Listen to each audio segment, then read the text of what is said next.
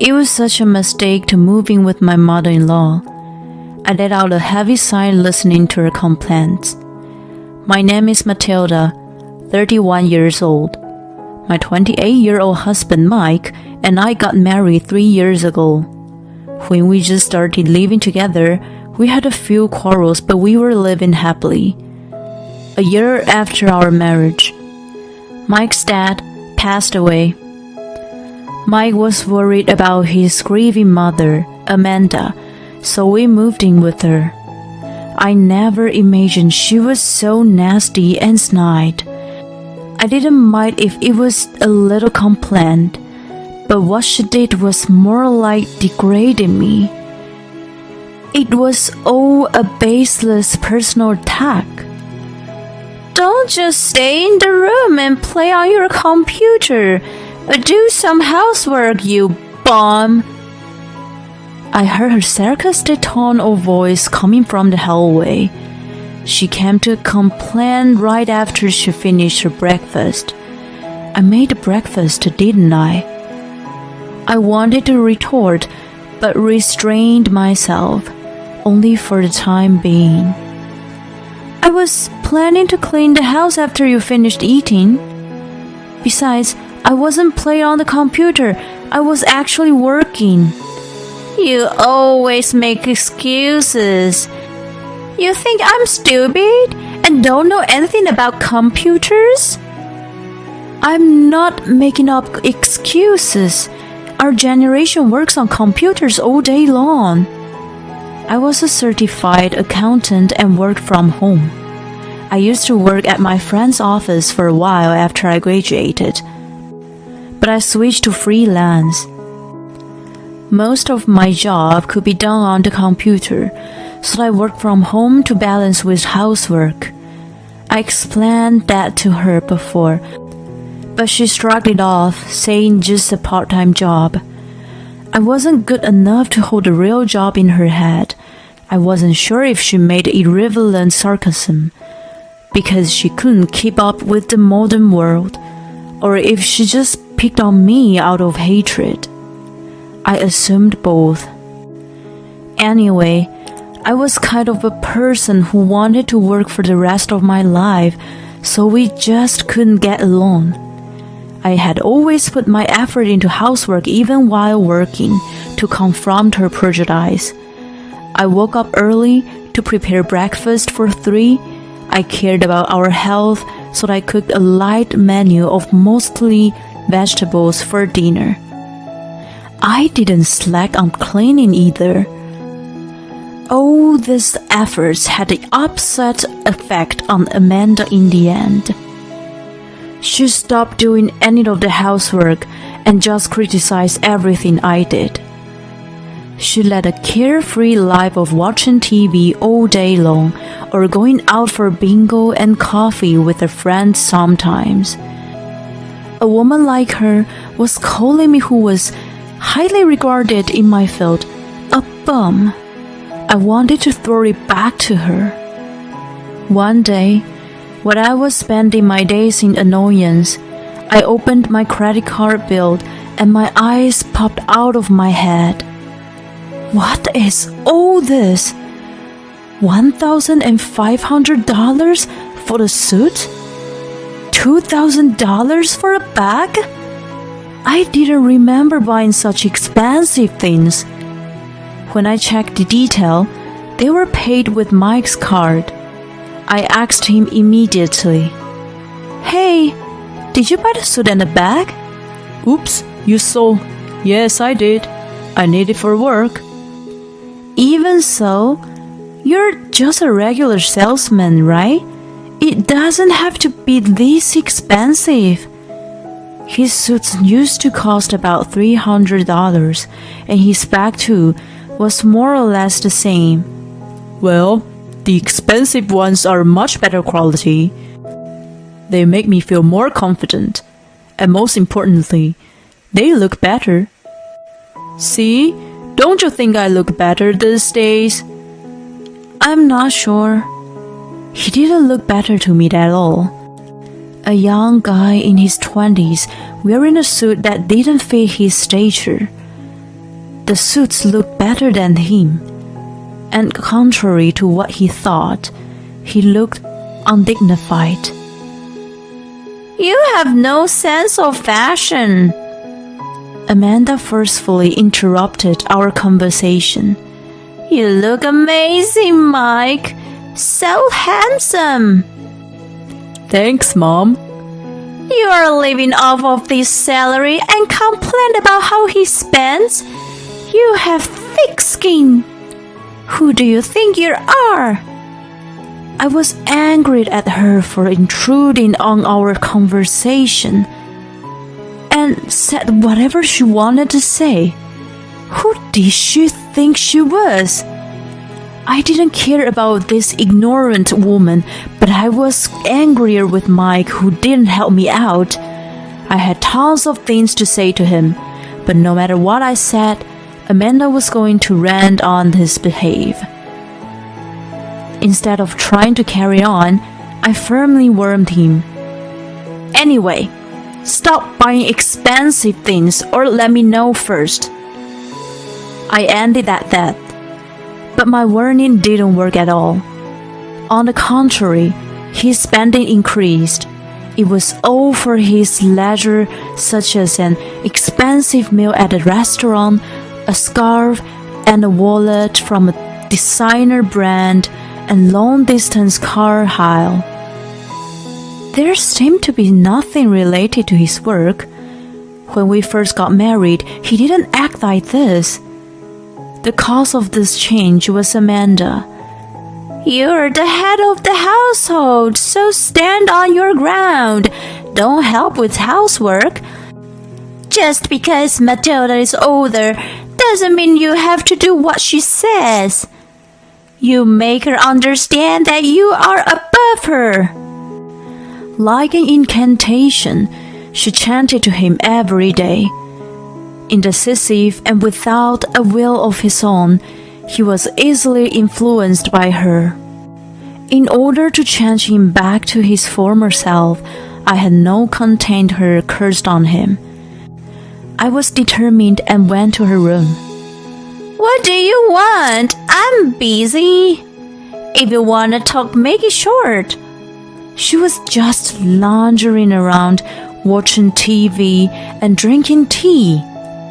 "Please listen to me carefully. We cannot save any money because of Mike's overspending. We must save some in case of emergencies like sudden illness or repairs of the house." "That's just you aren't good at making ends meet. At this age, he must be making at least $90,000 a year, right?" "You're off by one digit." "What? Is he making $100,000? It seemed one digit means $10,000 in her mind, but I kept quiet. She must have taken my silence as an affirmation. Her eyes danced with delight. "Anyway, please tell him to stop overspending." Okay. That's all? If so, please leave." She waved her hand as if to get rid of a fly. I rolled my eyes. A few days later, Amanda excitedly barged into my room. "What is it?" Stunned, she shoved papers to me with a smug look on her face. "Sign this and divorce Mike now. You are after his money from the beginning, you gold digger." Mike's sections were already signed. I took the papers from her hand and went to Mike. "Hey, Mike, did you sign this?" I did. Mom says you're after my money. "I see. And you believe her?" Well, she's my mom. As soon as I heard it, I made up my mind. "Okay, let's get divorced." I packed up the papers, my computer, some valuables, and clothes in my suitcase and left the house. My parents lived too far away that I couldn't easily go back there. I checked into a motel and tried to calm down for the time being. Getting the divorce was finalized in my mind. What did she mean by I was after his money? I couldn't stand living with a man who was so dependent on his mom. I was going to sign and submit them the next day. Getting the divorce didn't bother me. It was actually a godsend, so I wasn't gonna argue. But there was something unforgivable. I went through my credit card statement and came up with the perfect retaliation. After I submitted the divorce papers, I was enjoying my single life. I chose an apartment with good security, so it was a bit expensive, but my income and savings were sufficient enough. I realized how stressed I was living with Mike and Amanda. About a month after the divorce, I received a call from Mike. Yes, hello? Matilda, please, listen. What is it? I'm listening. I already sent you an email asking you to get rid of everything I left behind. Not that. I'm in trouble. My card has been declined. Your card? You blacklisted bastard. Of course it is. You say it's yours, but you're just a family member. If I, the primary member, cancelled it, you cannot use it anymore. What? You did? I'm not your wife anymore. You're on your own. I hung up on him. He kept calling me like there was no tomorrow, but I never picked up. Mike actually was way behind in payments on his credit cards before we got married. I took over and paid them all off for him. Looking back on it, I should have cleaned up my relationship with him then. Well, no point in regretting. He most likely wasn't able to make a new car because of his bad credit history. Anyway, it was none of my business at all. A few days after Mike called, I saw someone hovering around in front of my apartment building. It was Amanda. She happened to see me on the street and followed me. I was impressed with her blunt action. I need to talk to you. She clamored and clung to me at once, so I reluctantly took her to a cafe nearby. What do you want now? Well, about this? Amanda was holding my bank statement. It was from a few months ago, so I didn't need it. Is this your salary? Yes, this is what I earn working from home. You used to say it was just part-time. I am a professional. She kept quiet. Her hand holding the statement was trembling. I can't believe it wasn't my son earning 6 figures. That's no way that idiot could make that much.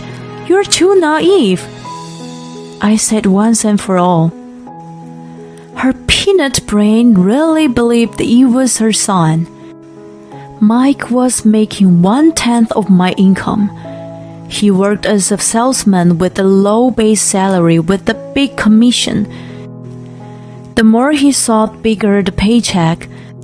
But that carefree guy was happy as long as he got the space. He was totally relying on my salary.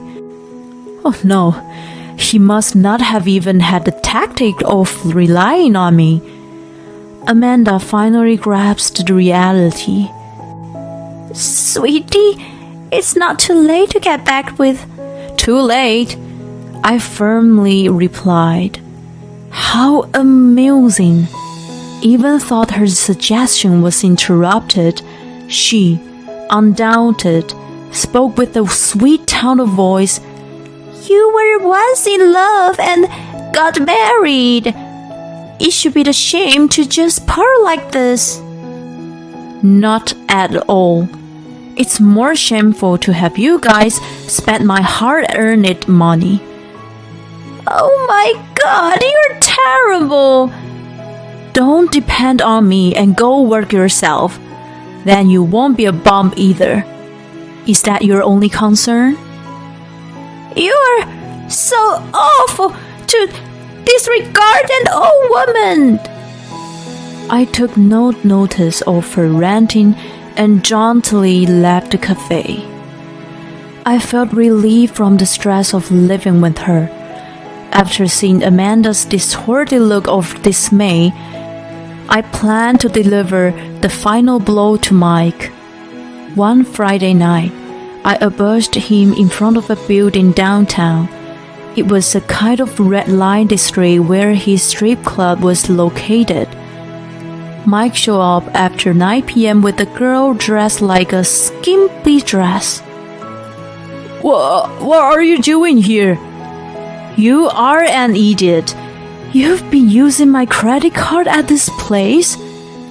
I had seen the name of the club on several statements, and it was always on Friday.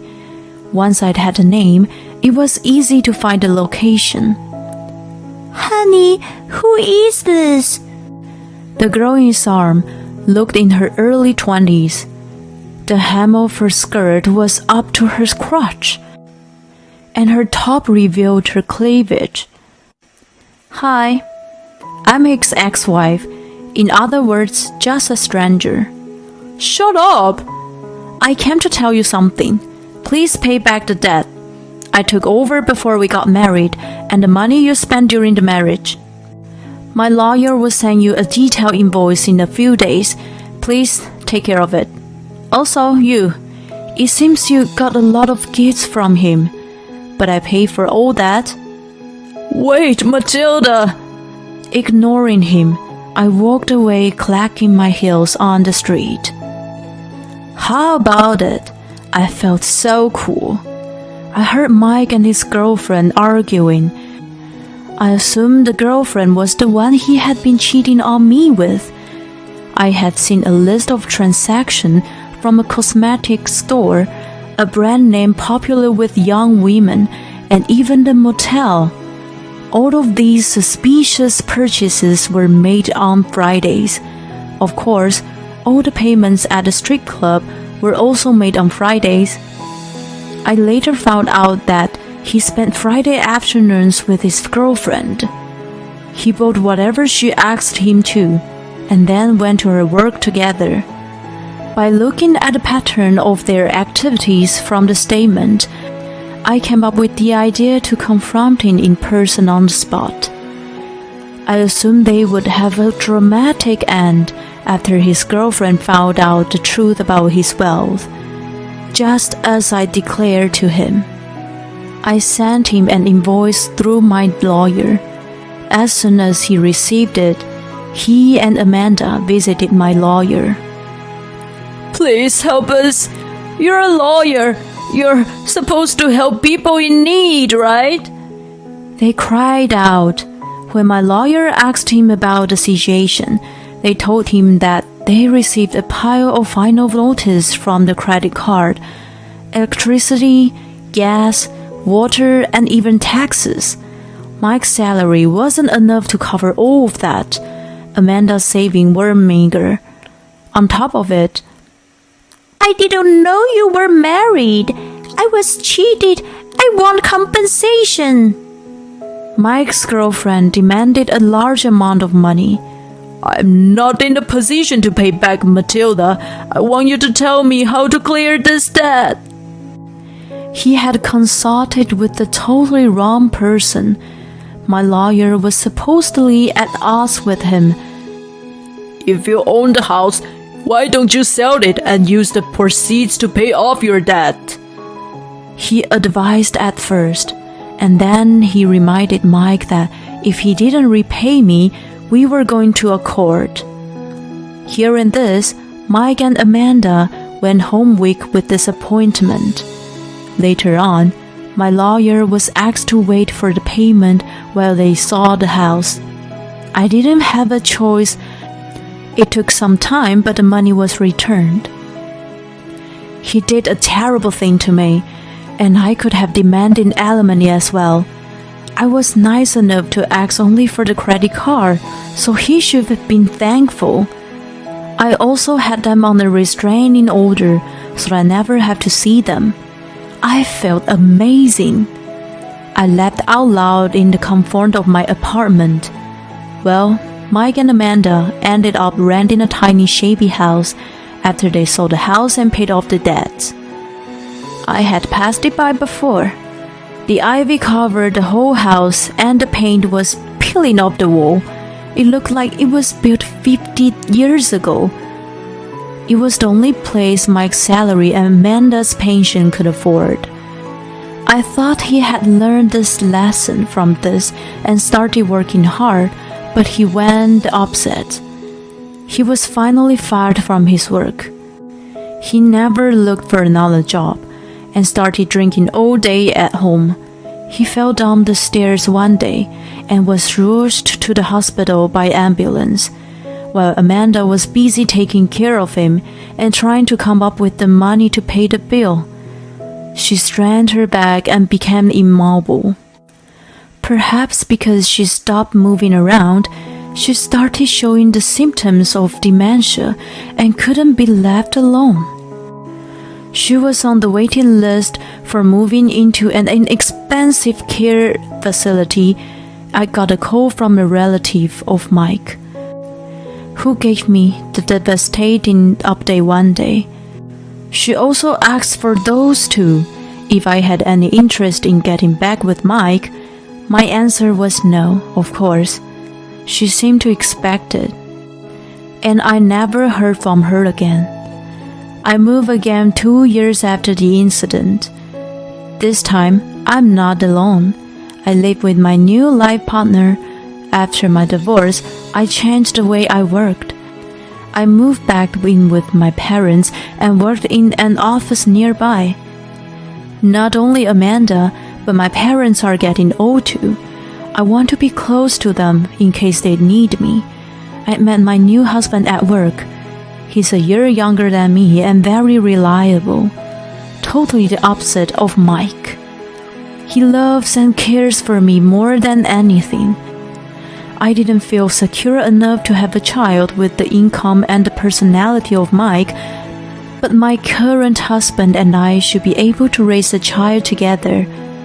With a positive pregnancy test in my hand, I could imagine my husband's happy face, which makes me grin. I will have a happy family and joyful life. I renewed my determination.